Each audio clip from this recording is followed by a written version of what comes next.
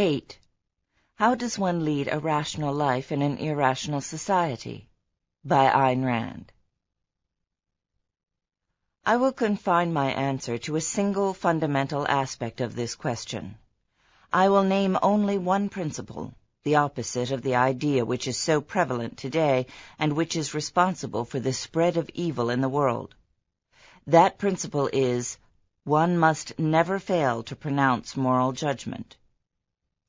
Nothing can corrupt and disintegrate a culture or a man's character as thoroughly as does the precept of moral agnosticism, the idea that one must never pass moral judgment on others, that one must be morally tolerant of anything, that the good consists of never distinguishing good from evil. It is obvious who profits and who loses by such a precept. It is not justice or equal treatment that you grant to men when you abstain equally from praising men's virtues and from condemning men's vices. When your impartial attitude declares, in effect, that neither the good nor the evil may expect anything from you, whom do you betray, and whom do you encourage?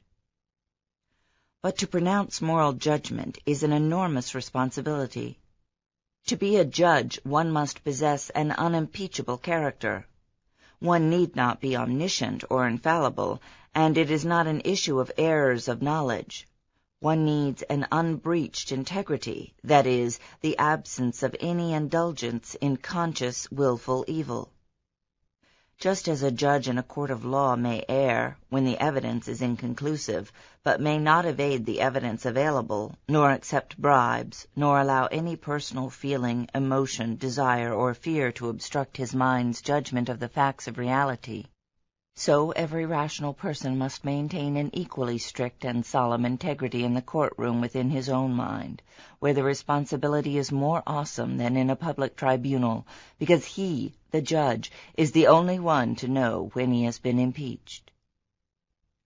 There is, however, a court of appeal from one's judgments, objective reality. A judge puts himself on trial every time he pronounces a verdict. It is only in today's reign of amoral cynicism, subjectivism, and hooliganism that men may imagine themselves free to utter any sort of irrational judgment and to suffer no consequences. But, in fact, a man is to be judged by the judgments he pronounces. The things which he condemns or extols exist in objective reality and are open to the independent appraisal of others. It is his own moral character and standards that he reveals when he blames or praises.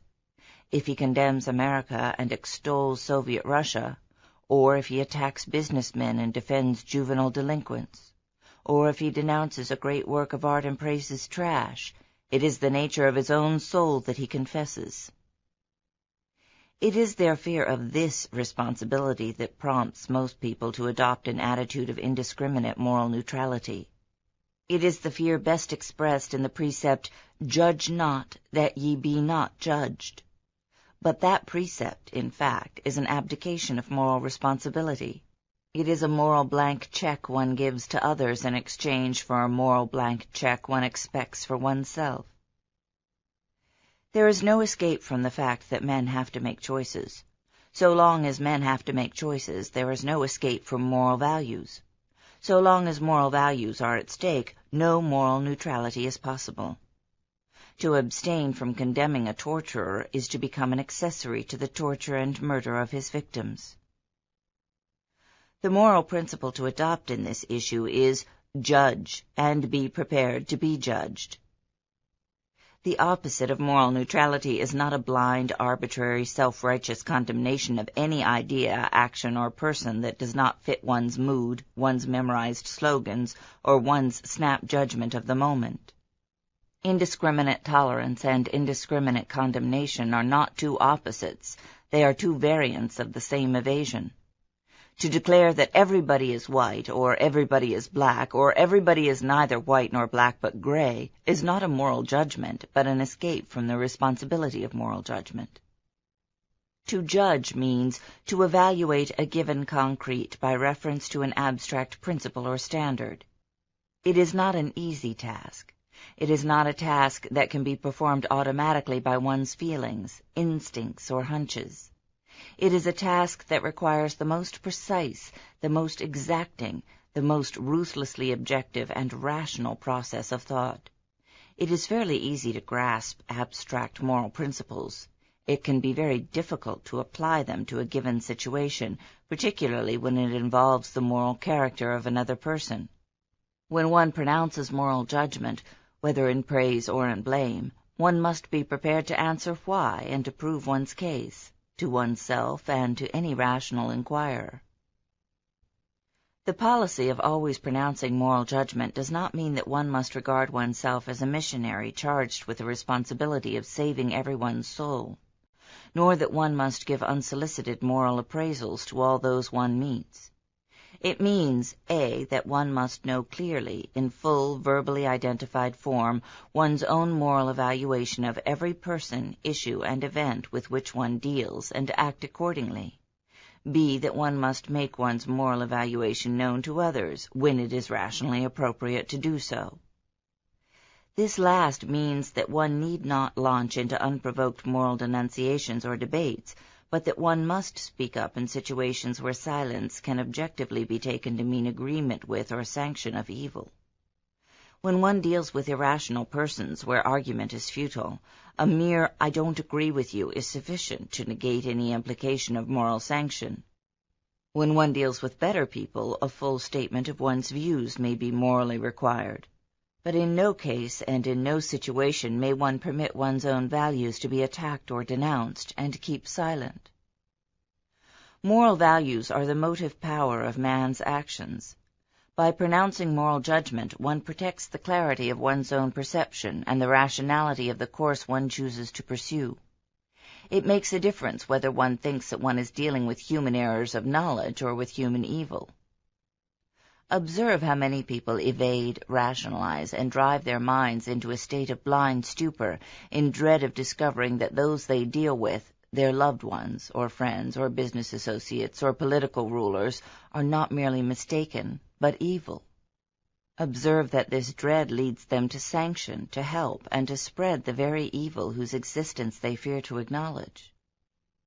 If people did not indulge in such abject evasions as the claim that some contemptible liar means well, that a mooching bum can't help it, that a juvenile delinquent needs love, that a criminal doesn't know any better, that a power-seeking politician is moved by patriotic concern for the public good, that communists are merely agrarian reformers, the history of the past few decades or centuries would have been different. Ask yourself why totalitarian dictatorships find it necessary to pour money and effort into propaganda for their own helpless, chained, gagged slaves who have no means of protest or defense.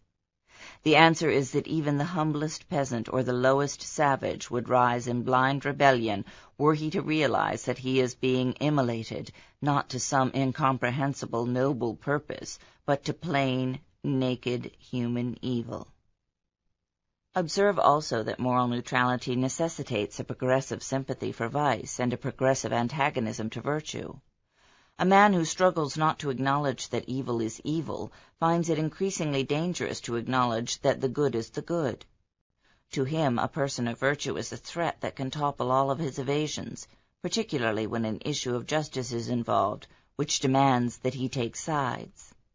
It is then that such formulas as "nobody is ever fully right or fully wrong," and "who am I to judge?" take their lethal effect. The man who begins by saying, "there is some good in the worst of us," goes on to say, "there is some bad in the best of us," then, "there's got to be some bad in the best of us," and then, "it's the best of us who make life difficult. Why don't they keep silent? Who are they to judge?" And then, on some gray, middle-aged morning, such a man realizes suddenly that he has betrayed all the values he had loved in his distant spring, and wonders how it happened, and slams his mind shut to the answer by telling himself hastily that the fear he had felt in his worst, most shameful moments was right, and that values have no chance in this world. An irrational society is a society of moral cowards, of men paralyzed by the loss of moral standards, principles, and goals. But since men have to act, so long as they live, such a society is ready to be taken over by anyone willing to set its direction. The initiative can come from only two types of men, either from the man who is willing to assume the responsibility of asserting rational values, or from the thug who is not troubled by questions of responsibility. No matter how hard the struggle, there is only one choice that a rational man can make in the face of such an alternative. April 1962.